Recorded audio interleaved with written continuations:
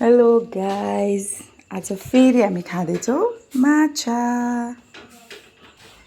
यसलाई चाहिँ म बेसार नुन र कागती लाएर एकछिन मोलेर छोडिदिन्छु अनि यसको लागि मसला रेडी गर्छु। यसलाई कागती पनि हाल्छु अनि मोलेर एकछिन राख्छु। यो चाहिँ पेस्ट बनाएको भएर अलिकति मैले छोडेको थिएँ। यसमा लसुन हाल्छु। यो चाहिँ सुकमेल, ल्वाङ, यो जिरा। यसको लागि म तोरी चाहिँ छुट्टै पिस्छु, छुट्टै नै मिठो हुन्छ कि। तोरी त म लास्टमा हाल्छु। यो चाहिँ धनिया। अब मसला पिस्छु। यो चाहिँ मैले मसला पिसिसकेँ। अब यसमा म प्याजको पेस्ट बनाउँछु। यो चाहिँ प्याजको पेस्ट। अब म चाहिँ गोलभेडाको पेस्ट बनाउँछु। यो चाहिँ गोलभेडाको पेस्ट। म तोरी चाहिँ सिलौटामै पिस्छु हातले। यो चाहिँ अब म यसमा माछा तार्छु अनि त्यही तेलमा मसला फ्राई गर्छु। फ्राई गर्नलाई तेल हाल्छु। म चाहिँ यो कर्नफ्लोर हाल्दैछु। यो हालेर फ्राई गर्दाखेरि चाहिँ माछा चाहिँ टाँसिँदैन।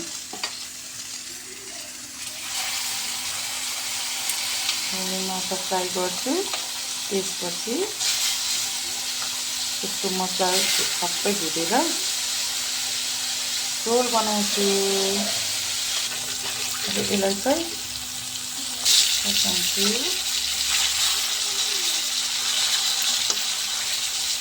रसमा हाल्नको लागि चाहिँ धेरै रातो बनाउनु पर्दैन। यो चाहिँ यतिको फ्राई गर्छु चाहिँ म निकाल्छु।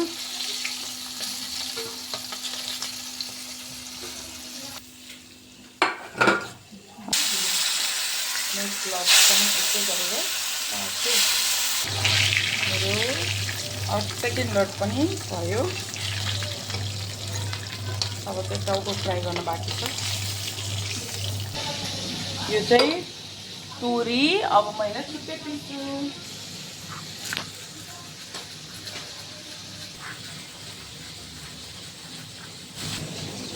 अब यहाँ मैले तोरी पनि पिसिसकेँ। अब चाहिँ थोरै माछा यो प्याज है प्याज र यो करिपत्ता हाल्छु। फ्राई भइसक्यो। अब म यो प्याजको पेस्ट हाल्छु।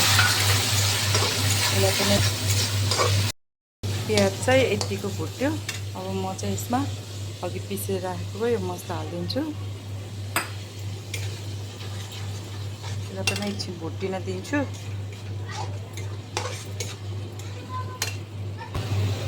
बेसार हालिदिन्छु।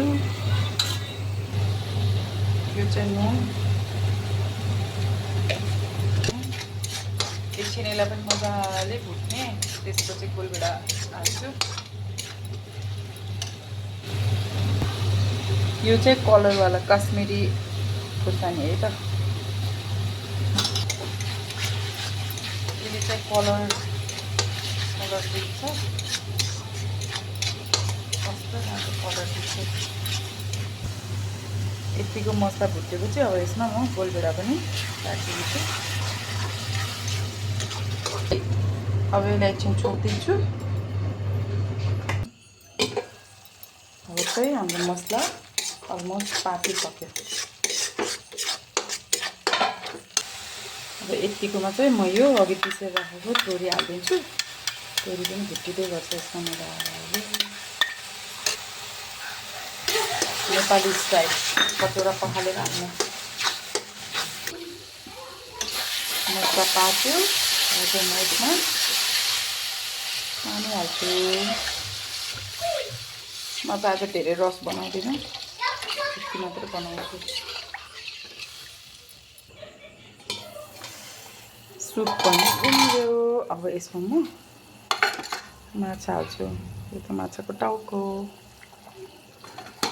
अब चाहिँ यसलाई मजाले एकछिन पाक्न दिन्छु। अब चाहिँ म छोप्दिनँ, नछोपेर पकाउँछु। माछा चाहिँ मजाले उम्लिँदैछ।